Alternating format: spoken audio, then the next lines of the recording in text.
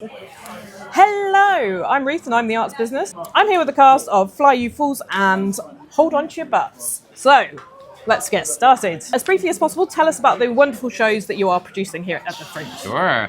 So we're doing two shows. The first is a shot-for-shot Jurassic Park parody with two actors and live sound and Foley. So we do all the characters, all the dinosaurs in under an hour.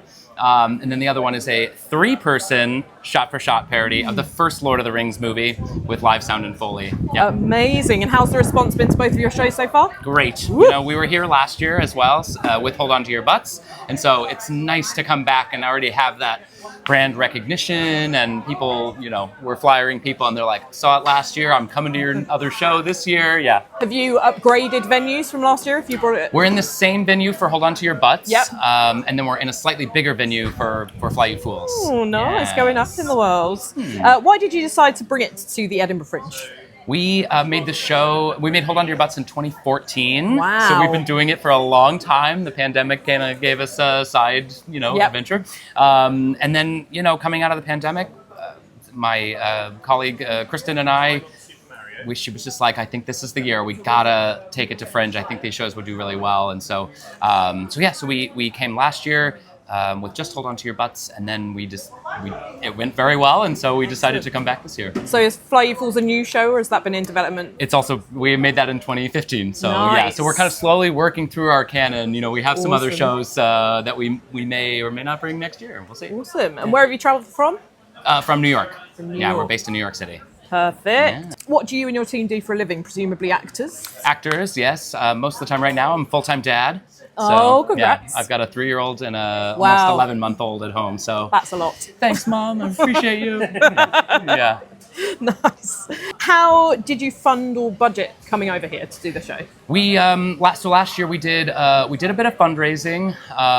We took out some loans, and then we funded it with money from the company. So it was kind of a combination, a little bit of a patchwork last year, and then we were able to kind of do it without actually fundraising this year, which was nice. That's really impressive. We were kind of right on the edge. It's a lot of money up front, the Fringe, and so now that the shows are running, when they're selling well, we'll start to kind of recoup some of that money. But it is quite expensive, especially to bring two shows. We were like, oh wow, it's twice as expensive to bring two shows. Do the Pleasance do a deal for you if you've got two shows here? I don't know the answer to that question. Yes, I don't know. Probably. I don't know. They seem to like you, and you sell very well. After last year, they were like, what other shows you got? What do you, come on back. So, yeah. What's been the hardest part of prepping for you? It's quite a physical show. So I did do a bit of exercise. I mean, I get a good workout as New York City dad without a car. Yep. So, but yeah, it is quite physical. So just keeping healthy and keeping safe during the shows and kind of managing the energy throughout is it's brilliant. It's a lot. What's your daily schedule look like during the Fringe? Well, we flyer in the mornings before. So both of our shows are kind of earlier in the day. We have a 12:30 and a 3:10. So the cast of Hold On To Your Butts flyers before that show, and then the cast of Fly You Fools comes out a little later and flyers for that show. Which but we are kind of both. The flyers, it's one on the front, one on the back. So now we're kind of pushing the double feature. Mm-hmm. It's nice to have two shows. Sometimes you're saying Jurassic Park, and they're like, and you're like Lord of the Rings, and they're like, so, or vice versa. So so it's, and then after that we have the rest of the day to see shows, which is great. So we are trying to see, at least I've been trying to see one show a day. That's about what I can manage. I think that's a solid aim. Yeah. How do you handle marketing? Like you've mentioned flyering, but things like social media, PR, press coverage, stuff like that. Yeah, so we have hired a PR company that works here with a lot of people at the Fringe. We're doing Mobius. Awesome. Yeah. We're doing our own social media. People are taking videos and tagging us and things, so that's always very helpful. But yeah, mostly it's word of mouth. The social media and the PR is great. It's great to get great reviews.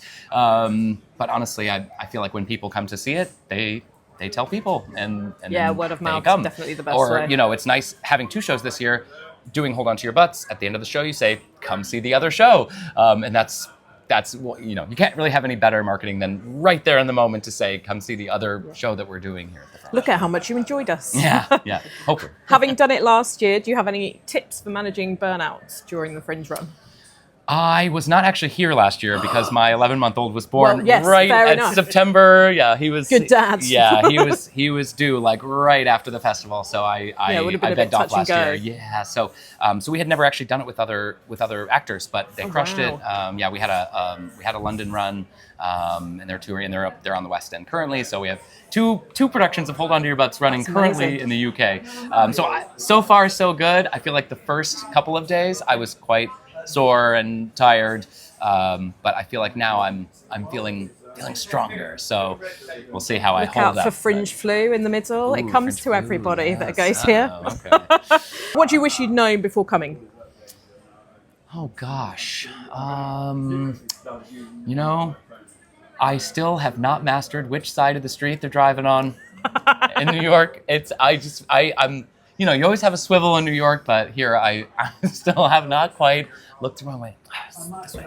Yeah, I feel you. I, in the middle of Washington, D.C., drove onto the wrong side of the road. Yes, I did do one bit of driving that was, I only had to drive from our accommodation to Pleasance one time, but I was like, so.